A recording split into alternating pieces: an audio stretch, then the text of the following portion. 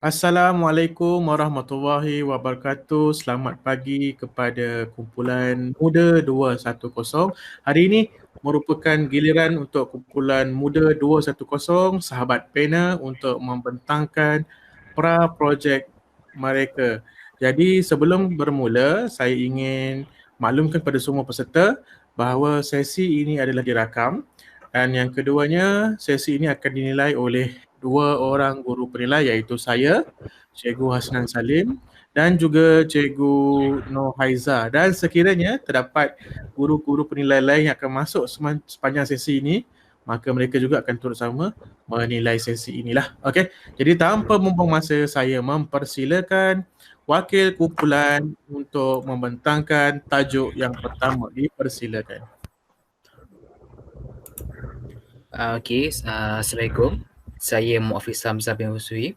Saya dan kawan saya Nur India akan mewakili kumpulan kami iaitu Muda 210 iaitu sahabat pena untuk membentangkan hasil kajian kami. Tajuk kami akan bentang ialah pertama, sesiah diri cermin peribadi dan juga otak sihat hidup normal. Sebelum saya memulakan pembentangan, saya ingin menceritakan tentang kumpulan kami. Kumpulan kami terdiri pada 8 orang yang asalnya daripada 3 buah sekolah iaitu SMK Taman Keramat, SMK Puchun Permai dan SMK Sungai Kertas. Kami terdiri daripada pelajar-pelajar tingkatan 5 dan tingkatan 3. Ini merupakan carta organisasi kami. Kami punya 3 guru nasihat iaitu Puan Zaharu, Puan Hayati dan Puan Mariana. Saya sebagai ketua kumpulan Muhammad Hafiz dan penolong saya Putih Iniana. Cerita saya Nur Inia, Bendahi Nur Fahin. Ahli jawatan kuasa ialah Ansyatul Akina, Maizatul Hanis, Siti Nur Hazwani dan Nur Sufi Kristina. Seperti yang semua orang lihat, ini bukan skop tugas kami. Kami telah mengajukan tugas dengan adil dan sama. Semua orang mempunyai role yang masing-masing dan penting. Sekarang saya akan menyerahkan kepada kawan saya, Nur India, untuk membentangkan projek kami iaitu Siasah Diri Cermin Peribadi. Baiklah, objektif projek kami ialah yang pertama, memberi penjelasan tentang tasiah yang unggul kepada para pelajar. Kedua, meningkatkan kepribadian dalam diri pelajar dari aspek tingkah laku dan akhlak. Akhir sekali, mewujudkan tasiah yang unggul dalam diri murid SMK PPM, SMK TK dan SMK SK. Malah, seterusnya sasaran projek. Sasaran projek kami terbagi kepada dua iaitu sasaran umum dan sasaran khusus. Pada sasaran umum, kami menyasarkan kepada murid SMK PM, SMK SK dan SMK TK. Yang kedua ialah masyarakat sekeliling. Untuk sasaran khusus, kami menyasarkan kepada pelajar sekolah tingkatan 1. Baiklah, untuk penerangan ringkas, projek ini kami memilih kerana kemunduran siasah diri dalam generasi muda pada zaman sekarang. Sumber daripada maklumat yang kami dapat ialah temu bual guru kaunseling dan hasil pencarian internet. Malahan untuk projek dilaksanakan ialah membuat naik video di sosial media agar dapat ditonton oleh semua orang. Hala projek-projek kami ialah dapat membentuk siasah diri yang baik dalam belia dan generasi muda. Cadangan kandungan projek.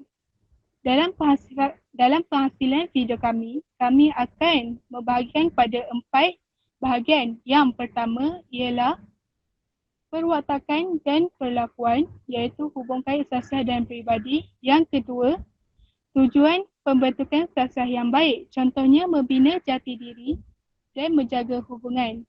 Yang ketiga, faedah mempunyai siasah yang baik, contohnya dapat menjalinkan hubungan dan mengukuhkan kepercayaan terhadap diri sendiri.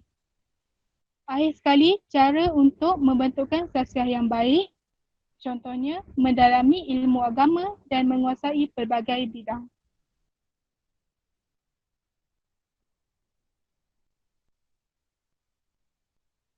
Harapan projek. Kami berharap agar unit bimbingan dan kaunseling dan unit disiplin sekolah dalam membangunkan potensi diri murid Yang kedua, kami berharap dapat mengurangkan dan mengawal masalah disiplin dan tingkah laku dalam kalangan remaja. Dan akhir sekali, kami berharap mendapat sokongan semua pihak dalam pelaksanaan agar impak yang positif dapat dilihat di akhir program nanti. Impak projek yang pertama ialah mempunyai moral yang tinggi dan akhlak yang baik. Yang kedua, dapat menerapkan nilai yang baik dan akhir sekali dapat menerapkan nilai keagamaan dalam diri. Baiklah, sekian. Sampai di situ saja untuk tasiah diri cermin peribadi. Okey, terima kasih untuk pembentangan tajuk pertama. Cikgu Haiza, silakan.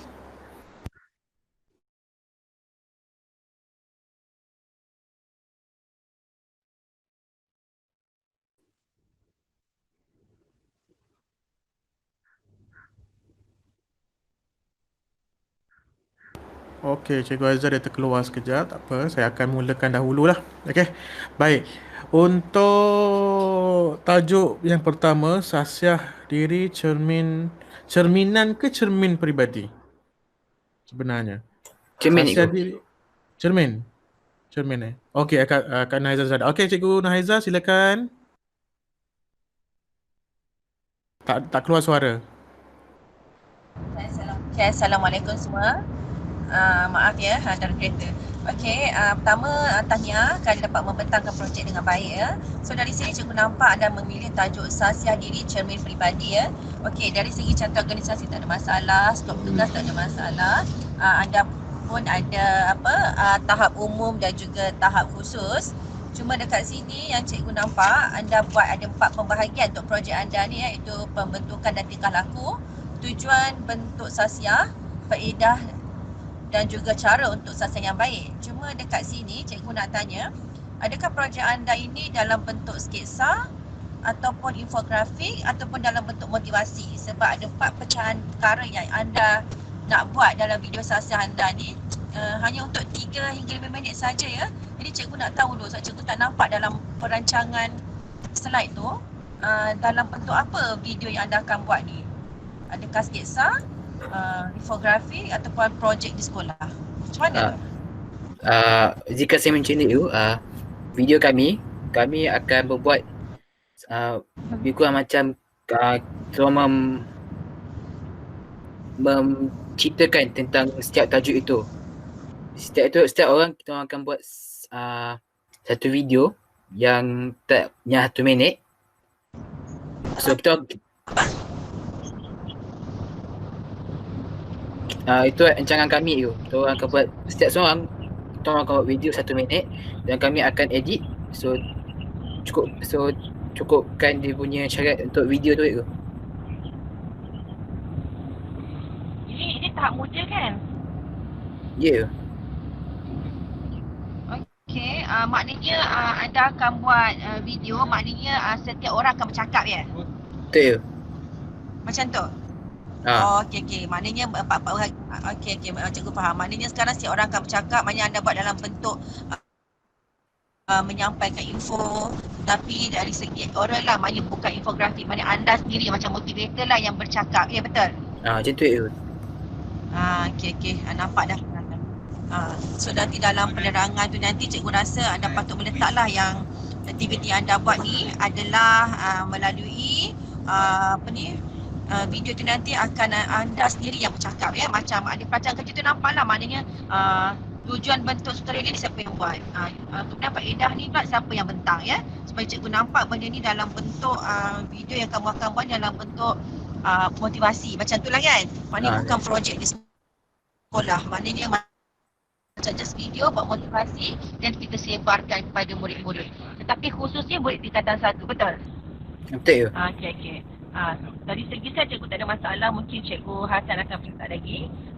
Cikgu rasa harapan dan juga impak adalah macam sangat umum ya. Katakanlah kamu dapat menyampaikan pembentukan tingkah laku tu dari aspek apa?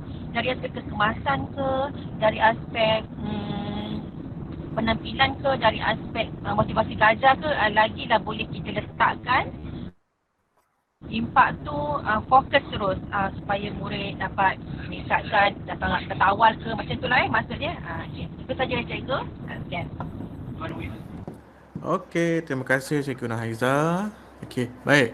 Di pihak saya pula, okey, pertama saya nak komen dari segi slide. Slide, okey, alhamdulillah, tak ada masalah daripada design dia okey. Cuma satu kelemahan yang saya selalu dapat, yang selalu saya nampak daripada anda semua ataupun siapa yang membentang, kontra tu tak ada. Maksud kontra tu ialah background warna dah gelap. Apa tu, warna yang grafik ke apa dia hampir sama. Macam contoh macam dekat slide yang awak tunjuk sekarang ni kan, impact project ni kan. Belakang tu gelap.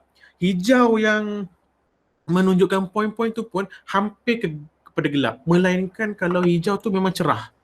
Hijau tu memang dicerahkan betul, ataupun kamu letak putih barulah dia akan lebih jelas sebenarnya. Okay. So daripada benda macam ni kita kena ambil peduli sikit lah. Okay. Dan susun atur dia supaya dia lebih cantik, lebih kemas lagi. Okay.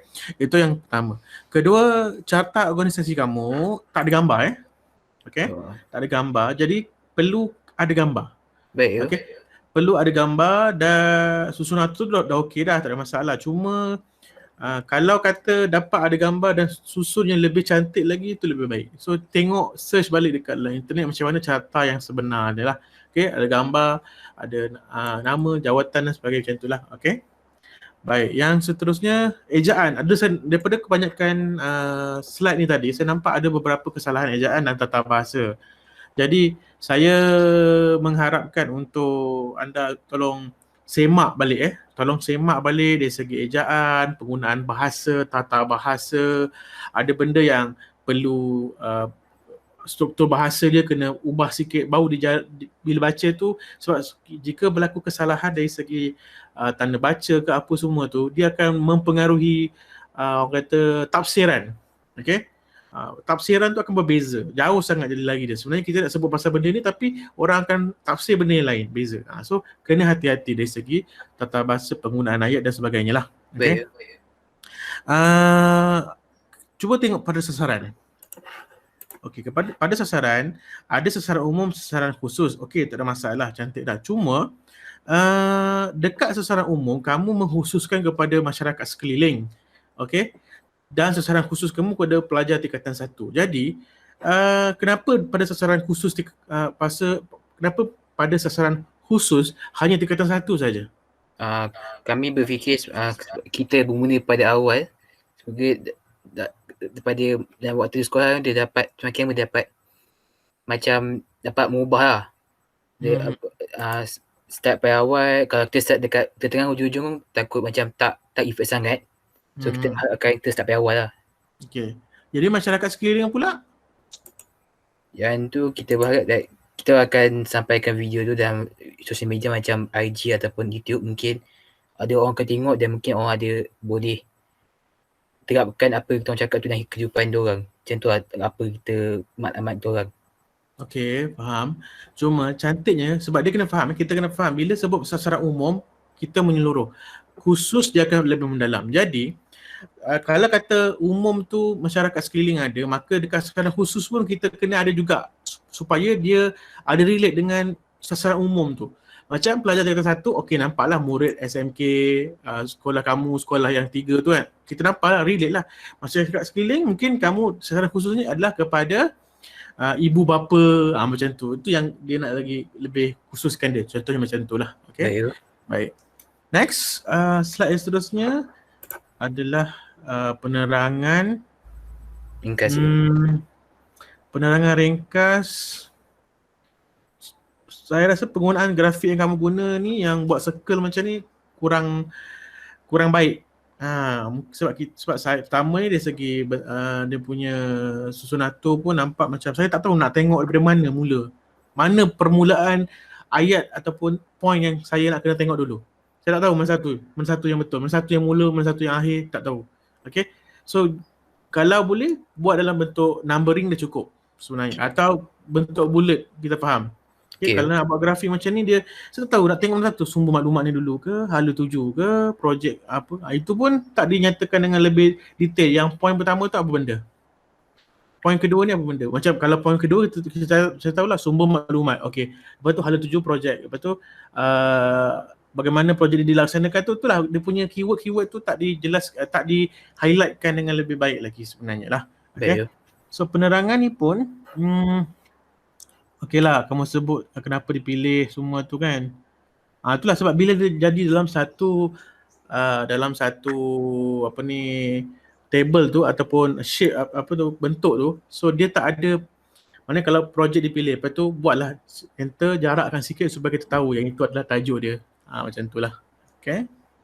Okay, next. Okay, cadangan. Okay, cadangan saya tak ada masalah. Cuma itulah susun atur tu perlu diperbaiki lah. Baik. Masalah slide kamu ini saya nampak konten dah ada tapi dari segi susun atur benda-benda rigid ni yang orang kata boleh menyebabkan kita rasa malas ni nak baca macam tu lah. Okay. Kalau nak buat tu buat cantik supaya tersusun, supaya bila baca tu kita seronok. Jadi cuba tengok balik contohnya macam semalam kita ada satu kumpulan tapi dia kumpulan sulung lah. Kumpulan sulung buat cantik, ringkas dan sangat kita nak macam tu. Maksudnya tak semestinya perlu tu banyakkan perkataan, tak semestinya. Kalau nak letak pun boleh tapi susun hatu tu kena cantik dan betul. Baru dah bila baca tu seronok je tengok lah. Okay. Okay, yang lain-lain tu tak ada masalah. Okay, next. Okay. Sebelum tu kita patah balik kepada yang tadi penerangan. Baik, kat sini dalam penerangan ni saya tak berapa nampak apa yang kamu nak buat. Okay, apa yang kamu nak buat, maksudnya video tu nak ambil, nak buat tu bila dengan menggunakan maklumat apa, so saya tak nampak lagi. Kamu kata sumber maklumat temu bual guru kaunseling dengan hasil pencarian internet. Temu bual yang macam mana? Hasil pencarian internet yang macam mana? Sebab saya tak nampak dia punya tu. Okay. Dan dalam ni pun kamu tak jelaskan dalam dengan lebih detail lagi apa aktiviti yang kamu nak buat sebenarnya dalam projek ni. Okay. Kalau kata kamu nak buat penerangan saja, okay, penerangan yang macam mana? Okay, paling cantik saya nampak kamu kena ada sedikit montaj sikit. Lepas tu bermula dengan katalah ada 4 tajukan. So ada 4 orang tu kena nak buat macam mana dari segi. Kalau ada dapat storyboard tu lagi bagus, cantik. Okay. Adakah setiap orang kena bercakap 1 minit? Adakah setiap orang cakap 30 minit saja, 30 saat saja ke? So apa konten yang kena ada dalam setiap tu? Itu yang kena diperjelaskan dan diperhalusi lagi supaya bila diterangkan dekat sini pun kita nampak dengan lebih jelas. Okay. Sama juga dalam apa yang tadi. Next ni, yang tadi. Yang apa ni, isi kandungan tadi. Baik. Isi kandungan lagi belakang lagi. Isi kandungan tu. Yang selepas bulatan tu dia. Okay, yang ni kan, cadangan kandungan ni kan. So yang ini kena lebih detailkan lagi. Okay, hubung kait sasiah peribadi, lepas tu perlakukan tu apa dia sebenarnya, nak kena tahu. Okay, supaya dia lebih jelas. Sama juga yang lain-lain tu lah. Okay, tapi ini dah okey dah. Cuma saya perlukan orang kata nak pencerahan dia je lah. Okay, next. Impak. Okay, impak dia macam ni. Kalau kita sebut impak video ni apa dia? Dengan adanya video ni, apa yang akan berlaku? Apa yang berlaku kepada orang yang melihat video? Itu satu. Itu cara macam mana kita nak melihat impak video yang kita buat tu. Contohnya bila kamu buat video ni, apa yang akan berlaku kepada orang yang menonton? Bila kamu kata mempunyai moral tinggi dan akhlak yang baik, macam mana kamu nak ukur? Okay, dapat menerapkan nilai-nilai yang baik, nilai-nilai apa yang akan dapat diterapkan? Dapat menerapkan nilai keagamaan dan diri. Apakah nilai yang kamu nyatakan tersebut? So kena lebih spesifik lagi. Impak video ini, apabila ada orang melihat video ni, semakin ramai yang akan mengaplikasikan sasiah yang telah disebutkan dalam video. Contoh macam tu. Itu yang kita nak. Itu dia lebih fokus. Okay, dengan adanya video ni, orang lebih memahami dan mempelajari nilai-nilai yang akan dinyatakan dalam video. Sebab tu benda-benda yang kamu buat dalam video tu mesti relate supaya ada impak dia. Macam tu. Okay. Harapan. Sebenarnya sepatutnya tadi selepas impak harapan, tapi kamu buat tadi harapan. Itu set saya tu. Tak apa. Harapan ni pun satu kena faham. Harapan video ini lepas orang tengok apa akan jadi. Okay, impak tadi, kalau tadi sebut impak, apa kesan lepas dia tengok. Kalau ni harapan dengan adanya video ni, apa yang kamu harapkan daripada orang-orang sekeliling atau orang yang tengok. Okay, unit bimbingan dan kaunseling dan unit disiplin sekolah dapat membangunkan potensi diri murid. Itu lebih kepada side di pihak sekolah. Side di pihak kamu macam mana? Itu yang kita cari sebenarnya. Okay. Side di pihak video tu, dengan adanya video ni, kami mengharapkan lebih ramai lagi pelajar akan mula memahami dan mula mengaplikasikan benda ini di dalam kehidupan mereka. Dia macam tu harapan. Okay. Mengurangkan dan mengawal masalah disiplin dan tingkah laku dalam kalangan pelajar. Sekarang ni kamu nak fokus pada sasiah ke disiplin? Kalau kamu nak fokus pada sasiah, cuba perkuatkan lagi konten dalam sasiah. Kalau nak disiplin terus. Sebab sasiah dan disiplin ni dua benda yang berbeza. Okay. Sasiah ni ialah apa benda yang kita nak bentuk. Disiplin ni ialah benda yang kita nak kuatkan. Penguat dia. Sebab tu sasiah dan disiplin ni macam adik-beradik. Tapi sasiah ni benda ataupun orang punya sikap, orang punya apa yang orang akan lakukan untuk tu. Disiplin ni benda yang akan menguatkan sasiah itu sebenarnya. So kamu nak fokus yang mana? Kalau nak fokus sasiah, mulakan dengan buat fokus pada sasiah je. So harapan dengan projek ni ialah sasiah pelajar dapat dilatih, dapat dibimbing, dapat dipupuk dan sebagainya macam itulah. Okey. Mendapat sokongan daripada semua pihak dalam pelaksanaannya agar impak yang positif dapat lihat dalam program. Okey, ni okeylah, tak ada masalah. Okey. So harapan tu tengok daripada sudut kamu juga. Sudut kamu, sudut orang sekeliling dan juga sudut orang yang di luar, macam mana pula, apa harapan yang kamu harapkan daripada mereka ni. Barulah dia akan jadi lebih jelas lagi. Okay? Okay. Boleh? Ya. Okay, so saya rasa di pihak saya tak ada masalah dengan slide ini. Cuma saya galakkan selepas ini, slide ni pecah. Saya tak nak slide ni digabungkan. Okay? Ni slide ni gabung ke pecah ni sebenarnya? Pecah ke? Pecah ya? Nampak? Sebab saya punya cara pandangan macam ni. Cuba nak atas balik. Okey. Tengok skop tugas.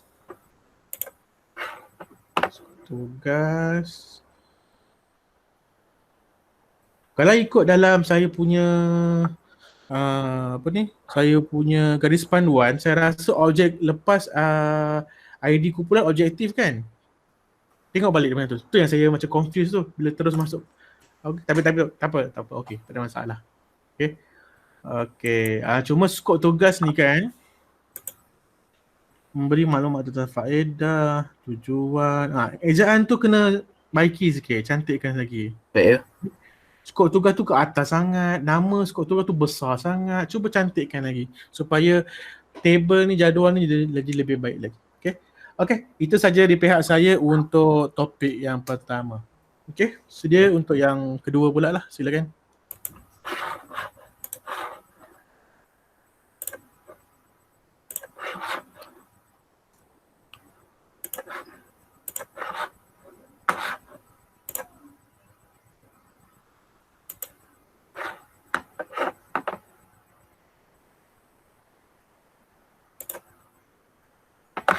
Boleh saya mulakan ke?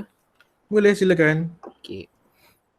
Assalamualaikum. Saya Muhammad Hafiz ingin menceritakan tentang projek kedua kami iaitu Otak Saya Hidup Normal. Seperti saya nyatakan pada awal pentengan tadi, ni maklumat pelan kami, serta organisasi dan juga skop tugas. Objektif projek kami adalah untuk menerapkan nilai-nilai positif dalam diri. Selain itu, menguruskan masalah stres dan juga dapat melahirkan pelajar yang seimbang dari segi pemikiran dan emosi. Sasaran projek kami telah menyasarkan pada umum iaitu murid SMK PPM, SMK TK dan SMK SK dan juga masyarakat setinding. Sasaran khususnya iaitu kepada pelajar khususnya tingkatan 4 dan 5 dan juga bendia yang berumur 18 tahun. Penerangan ringkas. Projek ini dipilih kerana masalah anxiety, stres dan depression yang meningkat dalam kalangan pelajar. Semua maklumat kami ialah temu bual pada guru kaunseling dan juga soal sidik. Projek ini akan dilaksanakan dengan menghasilkan sebuah video yang membantu dan informatif. Hal tuju projek kami ialah untuk dapat membantu pelajar di SMKPN, SMKTK dan SMKSK. Cadangan kandungan projek kami. Dalam video kami akan menceritakan tentang pengaruh persekitaran, iaitunya pemikiran dipengaruhi oleh orang sekeliling. Selain itu, kami akan menceritakan tentang faedah berfikir secara positif. Contohnya, merasa lebih bahagia dan juga disenangi dan dihormati. Yang ketiga ialah cara mengawal amarah. Kami akan menceritakan tentang cara amarah dengan melakukan senambai dan juga jangan berdendam. Dan akhir sekali, kami akan menceritakan tentang cara menangani stres. Contohnya, beribadat, berkongsi perasaan dengan seseorang. Empat projek kami ialah untuk berupaya untuk menangani stres. Selain itu, cenderung melihat pada sudut positif. Dan akhir sekali, tidak mudah terpengaruh dengan perkara negatif. Akhir sekali, harapan projek kami. Kami berharap agar dapat menjadikan hubungan sosial yang baik. Selain itu, dapat mengurangkan perasaan buruk antara satu sama lain. Dan akhir sekali, dapat membezakan antara baik dan buruk. Itu saja daripada saya. Sekian, terima kasih. Okey, terima kasih.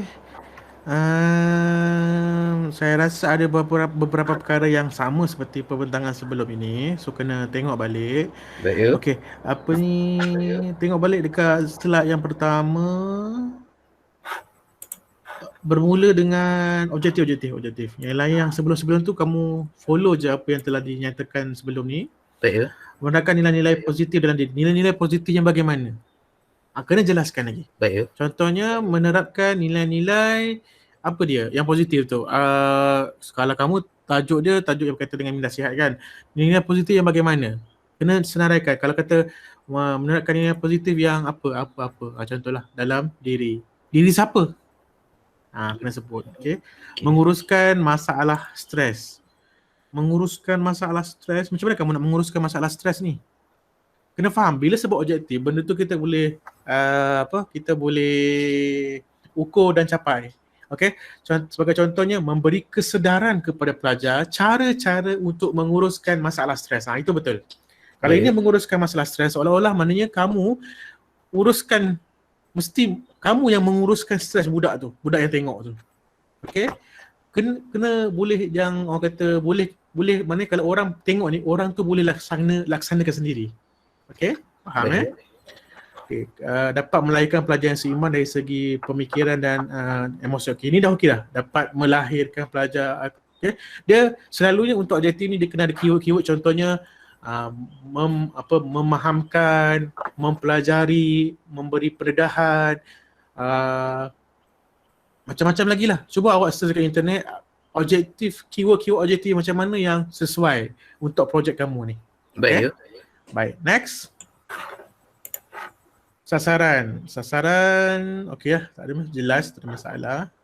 Okey. Next. Penerangan. Okey, masalah anxiety, stress dan depression. Macam mana kamu boleh tahu yang masalah tu makin meningkat di kalangan pelajar? Apa bukti dia? Temu bual guru dengan soal sidik je. Soal sidik macam mana yang kamu guna? Maksud tu? Yalah, soal sidik macam mana kamu guna untuk menentukan masalah tu, masalah anxiety, stress meningkat? Mesti ada bukti kukuh. Kita gunakan maklumat daripada guru kaunseling kami temu bual. So jadikan tu sebagai bahan soal sidik tu. Ya kan, temu bual, soal sidik. So soal sidik macam mana yang kamu guna? Maksud tu soalan dia apa tu? Sebab tu saya tanya awak, soalan sidik yang macam mana yang kamu nak guna supaya boleh. Sebab kamu katakan, kamu pilih projek ni sebab masalah anxiety, stress, depression meningkat di kalangan pelajar. Jadi apa buktinya? Bila saya tanya macam tu, kamu kata kita menggunakan soal sidik. Soal sidik apa yang kamu gunakan untuk membuktikan yang semakin meningkat?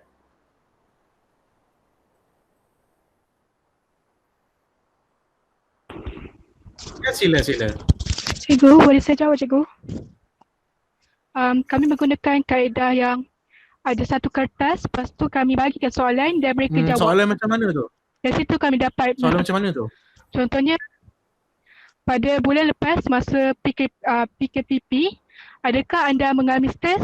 Adakah ibu bapa anda selalu bertengkar? Ataupun sebagainya. Macam mana kamu cikgu boleh dapat soalan macam tu? Apa sumber untuk buat soalan macam tu? Sumber tu daripada guru kaunseling. Dia menggunakan sumber apa?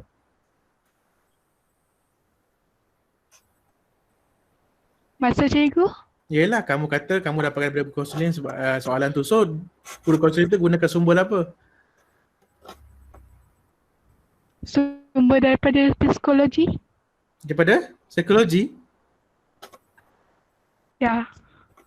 Maknanya kamu sendiri tak jelas dengan soal selidik tersebut.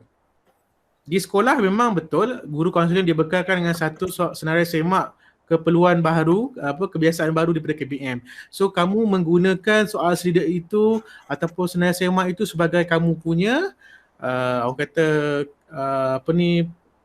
punca ataupun sebagai kamu punya item untuk mewujudkan, untuk memilih tajuk ini. So baru kuat. Sebab tu bila saya tanya tadi, apa soal sidik dia? Takkan soal sidik tu soal sidik yang kamu tulis sendiri-sendiri. Mana boleh macam tu? So mesti ada tools dia. So bila saya tanya tools, kamu tak jelas, maknanya kamu sendiri belum menguasai benda tu. Kamu lihat cikgu, kamu masuk kelas setiap hari untuk buat soal selidik tu, kamu rasa kita bolehlah guna soal selidik tu, tapi soal selidik tu kamu sendiri tak faham. Jadi salah cara dia tu. So kena faham dahulu.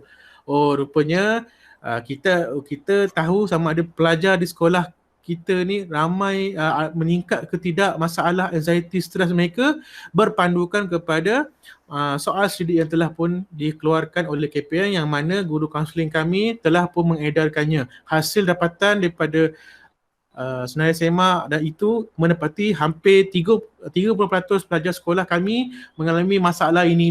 Itu betul, baru solid. Baru solid. Baru lagi kalau saya baca tu, okay, good. So ada asasnya untuk kenapa kamu buat projek ini. So bila saya tanya kamu apa soal selidik tak dapat jawab, maknanya kamu sendiri tidak menguasai asas kenapa projek ini perlu ada.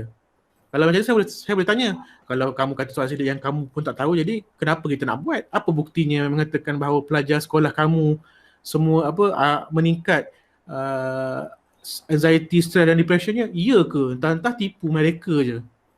So benda tu kita boleh argue. Itu yang sebabnya kena penting benda-benda macam tu lah. Okay? So sumber, saya faham lah, saya faham kamu gunakan soal selidik, temu buat tu daripada apa. Cuma saya nak pengesahan kamu daripada detailing macam mana, sumber yang macam mana. Mungkin ada kumpulan lain digunakan tajuk lain yang berbeza. So kita nak tahu juga daripada mana. Sebab daripada benda-benda tu lah, dia macam ni. Setiap permasalahan ni kamu kena rujuk dengan guru penilai, guru kaunseling kamu. Okay, mesti ada permasalahan utama yang berlaku. So daripada masalah, sebagai contohnya pelajar ramai yang stres. Macam mana boleh berlaku, macam mana nak tahu pelajar ramai stres? Bermula dengan soal selidik, temu bual dan sebagainya. Okay, so daripada situlah kamu akan mewujudkan projek untuk membantu menyelesaikan masalah. So bila ada asas yang kukuh, barulah senang nak buat projek tersebut. Okay. Bagaimana dilaksanakan video? Okay, tak ada masalah. Okay, hala 7 dapat membantu pelajar. Maksudnya ni kalau sebut hala 7 projek lah, kamu kena sebut apa yang akan kamu laksanakan 2-3 bulan akan datang. Kalau kamu ada time frame yang lagi cantik. Okay, minggu pertama tarikh ni buat apa? Tarikh ni buat apa? Siapa yang akan dapatkan tu? Pada minggu yang keempat, bulan pada tarikh sekian kami akan berkumpul untuk membuat rakaman. So macam tu dia akan lebih jelas. So saya nampaklah kamu punya hala 7 ke mana. Faham? Itu yang kita nak sebenarnya. Okay, slide seterusnya. Okay, cadangan ni saya tak ada masalah. Cuma sama juga macam yang slide sebelum ni, perlu tambah baikkan dari segi susunan tu, serta konten tu cuba tengok balik, adakah sesuai dengan keadaan yang kamu nak. Okay, keduanya, dengan tempoh 3 minit tu boleh ke capai untuk cover semua topik ni. Cuba tengok balik. Okay. Kadang-kadang kamu tak perlu pun sampai 4 topik. Okay. Tak perlu pun sampai kadang-kadang dengan hanya satu topik tapi cara kamu mengulas tu sangat menyeluruh, itu lebih baik daripada ada 4 topik tapi terkejar-kejar. In the end of the day, orang nak faham satu topik betul tak faham. Dah masuk topik yang kedua, dah masuk topik ketiga, keempat. So kadang-kadang satu topik saja sudah okey, tapi macam mana kamu menjelaskan dan menyebabkan orang lebih memahami benda tu, itu yang lebih penting sebenarnya. Okey. Kalau ada aktiviti lagi bagus. Okey. Okey, next, impak tadi kan. Impak projek ni berupaya untuk menangani stres, terlalu umum. Dan belum tentu lagi boleh berupaya menangani stres. Macam saya kata tadi, impak video ni semakin ramai yang akan menyedari kepentingan pengurusan stres. Itu lebih baik. Okay. Impak projek ni dengan adanya video ini semakin ramai pelajar yang akan terbuka minda untuk menerima bantuan rakan-rakan untuk menguruskan stres mereka. Dia lebih praktikal, lebih nampak.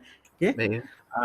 Betul, dengan adanya video ni pelajar-pelajar lebih peka tentang perkara-perkara negatif yang berlaku dalam diri mereka sepanjang berada di sepanjang hidup ni. So lebih praktikal benda-benda macam tu. Kena faham sebab kita buat projek video ni untuk siapa? Untuk orang di luar. Jadi impak tu mesti kepada orang luar. Okey, lepas tu mungkin kamu nak tambah sikit impak kepada diri kami dapat belajar banyak perkara, dapat berkomunikasi semua tu. Itu tak ada masalah lah, tapi fokus utama impak projek ni mesti kepada orang luar.